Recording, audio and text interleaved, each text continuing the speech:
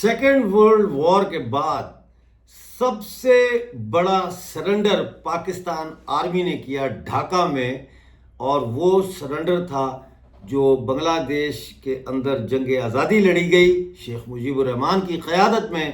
اس میں جب بھارت نے آ کے ان کا ساتھ دیا تو بھارتی فوجوں کے آگے پاکستان نے ہتھیار ڈال دیے۔ 93,000 اس پر بات کریں گے۔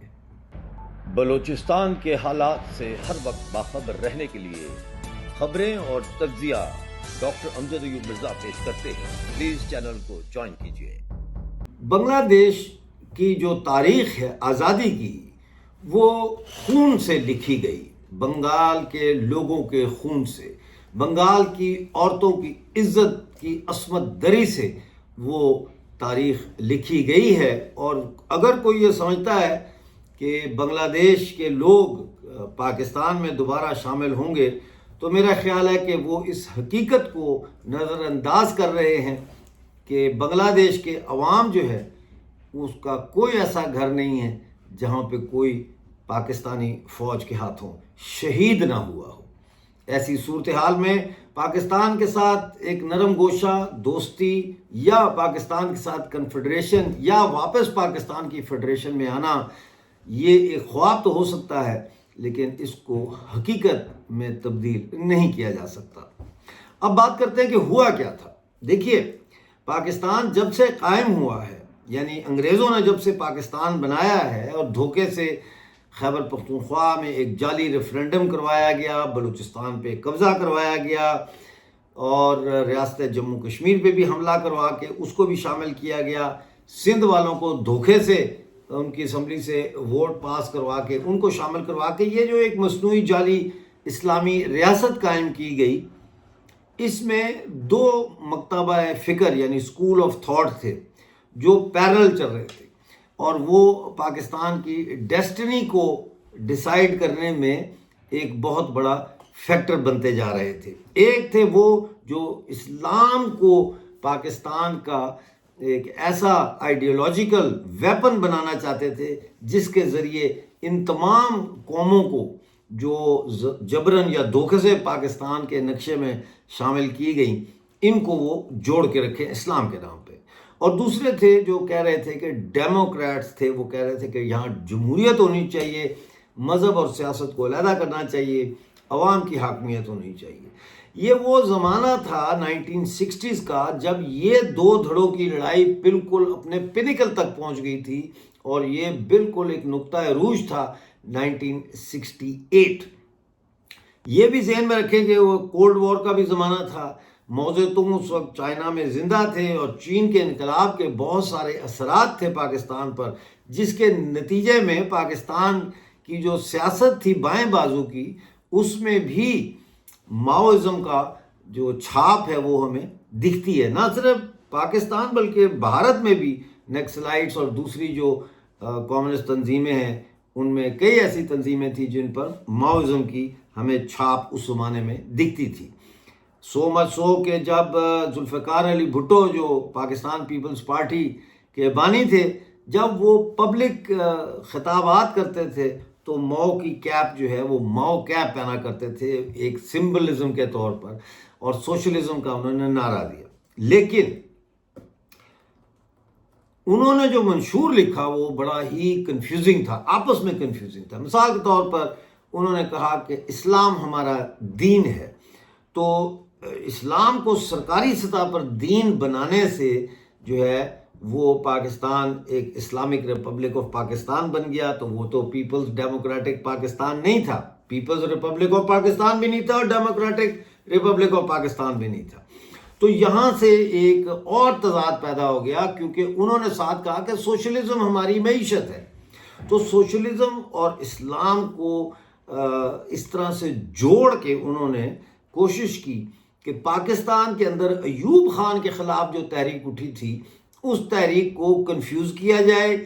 پاکستان کے جو الیکشن کا جو رزلٹ آیا تھا، جس میں پھر 1970 کے الیکشن میں سب کو پتہ ہے کہ عوامی لیگ جو تھی شیخ مجیب الرحمان صاحب کی، وہ اکثریت اس کو ملی، پورے ایسٹ پاکستان میں وہ سویپ کر گئی.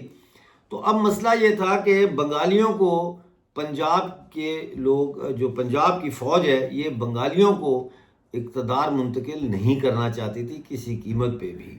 اور جو 6 نکات تھے شیخ مجیب الرحمن کے، ان کو بھی تسلیم کرنے میں ہچکچاہٹ کا مظاہرہ ہو رہا تھا.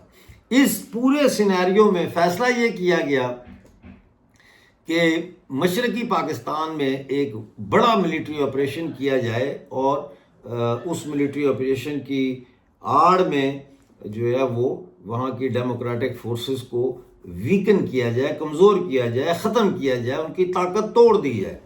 اور پھر مارچ 1971 میں آپریشن سرچ لائٹ شروع کیا گیا. آپریشن سرچ لائٹ جو ہے اس کا مقصد یہ تھا کہ ایک طرف بنگالی ترقی پسند لوگوں کو، پڑھے لکھے لوگوں کو، پروفیسروں کو، ٹیچرز کو، اسٹوڈنٹ لیڈرز کو، ٹریڈ یونین لیڈرز کو، وکلاء کو اور پڑھے لکھے طبقے کو گولیاں مار دی جائیں، اور اس طرح سے ان کی ہتھیائیں کر کے ایک پوری لیئر جو ہے وہاں انٹلیکچوئل اس کو ختم کیا جائے. دوسری طرف یہ تھا کہ اتنا ریپ کرو ایسٹ پاکستان میں بنگالی ہماری ماؤں بہنوں کا، اتنا ریپ کرو کہ ان کی نسل ہی بدل جائے. مطلب اس قسم کے ہتھ کنڈے وہاں اپنائے گئے بڑے پیمانے پر. وہاں پر جو ہے دیہاتوں میں جا کے لوگوں کو قتل کیا گیا. میں آپ کو ایک مثال دیتا ہوں کہ جس دن ڈھاکہ فال ہوتا ہے، یہ پاکستان کہتے ہیں نا ڈھاکہ فال ہو گیا، 16 دسمبر آج کے دن، ایک دن میں ڈھاکہ میں 3 لاکھ لوگوں کا قتل عام کیا پاکستانی فوج نے سرنڈر کرنے کے بعد. سمجھ رہے میری بات؟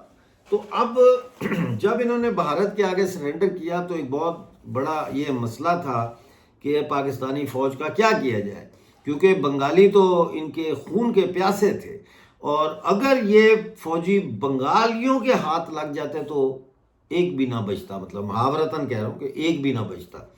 تو بھارت نے بیسیکلی پاکستانی فوج کو بچایا بنگالیوں کے غصے سے، اور ان کو جنگی قیدی بنایا، کیمپوں میں رکھا، اور جو ان کے جرنیل تھے ان کو لاسٹ منٹ پہ بیل آؤٹ کیا، وہاں سے ڈھاکہ سے ان کو نکالا. اور وہ جو ہے شام کو وسکیاں پی رہے تھے پاکستانی جرنیل جنہوں نے ہتھیار ڈالے. تو اس طریقے سے پاکستان ٹوٹ گیا. اور یہاں سے 2-3 باتیں سامنے ہمارے آتی ہیں. ایک تو یہ کہ مذہب کی بنیاد پہ قومی شناخت کو مٹانا یا قوموں کے اوپر جبر کر کے ان کو ساتھ رکھنے کی جو کوشش تھی وہ ناکام ہو گئی، جس کا مطلب یہ ہے کہ مذہب جو ہے اس کی حیثیت ثانوی ہے، اور قومی شناخت کی حیثیت جو ہے اس کو اولیت حاصل ہے. دوسری جو اس میں چیز سامنے آئی وہ یہ تھی کہ انگریزوں کا جو پلان تھا، جو بعد میں امریکنز نے ٹیک اوور کر لیا اس پورے پروجیکٹ کو، کہ یہاں ایک ایسی ریاست بنائی جائے جو ایک طرف سے انڈیا کو اور دوسری طرف سے بھی انڈیا کو گھیر کے رکھے. وہ پروجیکٹ جو ہے وہ ناکام ہو گیا. وہ پروجیکٹ جو ہے وہ اس میں بہت بڑا خلل پڑ گیا، اس میں جو ہے وہ ڈسرپٹ ہو گیا وہ پورا پروجیکٹ. بنگلہ دیش کا بننا اس بات کا بھی ثبوت ہے کہ اگر بنگلہ دیش بن سکتا ہے تو پھر ریپبلک آف بلوچستان بھی بن سکتی ہے، پھر پختونستان بھی بن سکتا ہے، پھر سندھو دیش بھی بن سکتا ہے. اور اس کے بعد پاکستان کو بچانے کے لیے سندھ کے اور خیبر پختونخوا اور بلوچ جو بڑے بڑے سردار تھے پرو پاکستانی ملٹری اسٹیبلشمنٹ، انہوں نے کوشش کی ان کو سمجھانے کی کہ فیڈریشن کے بجائے ایسا کرتے ہیں کنفیڈریشن بنا لیتے ہیں. 1980s میں باقاعدہ لنڈن میں عبدالحفیظ پیرزادہ، ممتاز بھٹو اور بلوچ لیڈرز یہ ملے، یہ بیٹھے، اور انہوں نے یہ پرپوزل دیا پاکستان کو کہ آپ کنفیڈریشن بنائیں، یعنی کہ جتنی بھی پاورز ہیں ان کو ڈی سینٹرلائز کر دیں، اور صرف فارن افیئرز، کمیونیکیشن اور فائنانس اپنے پاس رکھیں. لیکن وہ پروجیکٹ بھی پاکستان نے تسلیم نہیں کیا، کیونکہ ظاہر ہے اس کی اپروول جو ہے وہ امریکہ بہادر سے نہیں آئی. لیکن یہ ثابت ہو گیا کہ مذہب، چاہے وہ اسلام ہو چاہے وہ کرسچینٹی ہو، اس کے نام پہ آپ مختلف قوموں کو باندھ کے نہیں رکھ سکتے.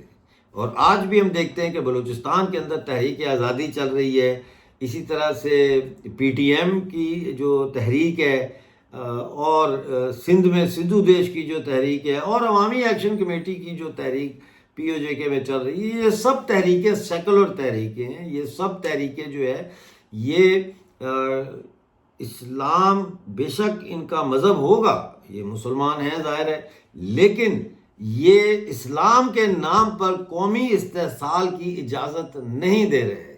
یہ اپنی قومی شناخت کو ایک عربی مذہبی شناخت کے اندر ڈبونا نہیں چاہتے۔ تو یہاں پہ اصل لڑائی جو ہے وہ ایک تو شناخت کی ہو رہی ہے اور دوسری وسائل کی، بالکل اس طرح جس طرح 16 دسمبر 1971 کو بنگلہ دیش کا جب قیام ہوا تو وہ ایک طرف بنگالی زبان کی شناخت، بنگالی قوم کی شناخت کی لڑائی تھی، لیکن اس کے ساتھ ساتھ بنگال کے ایسٹ پاکستان کے وسائل کی جو پنجاب لوٹ مار کر رہا تھا اس کی لڑائی بھی تھی، اور یہی لڑائی آج پاکستان میں بھی لڑی جا رہی ہے۔ کوئی فرق نہیں ہے۔ ہاں فرق اتنا ضرور ہے کہ جس طرح شیخ مجیب الرحمن صاحب نے پوری قوم کو اکٹھا کر لیا تھا، بنگالی قوم کو، اس طرح سے ابھی تک خیبر پختونخوا میں پشتون قوم کو ایک پیج پہ لانے والا ابھی جو لیڈر ہے وہ ابھی اس کا انتظار ہے۔ تو بہت شکریہ آج کا پروگرام دیکھنے کا۔ کمنٹس میں ضرور بتائیے گا کیسا لگا۔ ویڈیو کو لائک کریں، شیئر کریں، چینل کو پلیز جوائن کر کے ممبر بنیں۔ ملتے ہیں اگلی ویڈیو میں، اس وقت تک کے لیے اپنا بہت سارا خیال رکھیے اور مجھے اجازت دیجیے۔ چینل کے ہوم پیج پر جوائن کا بٹن دبا کر ہمارے ممبر بنیے۔ شکریہ۔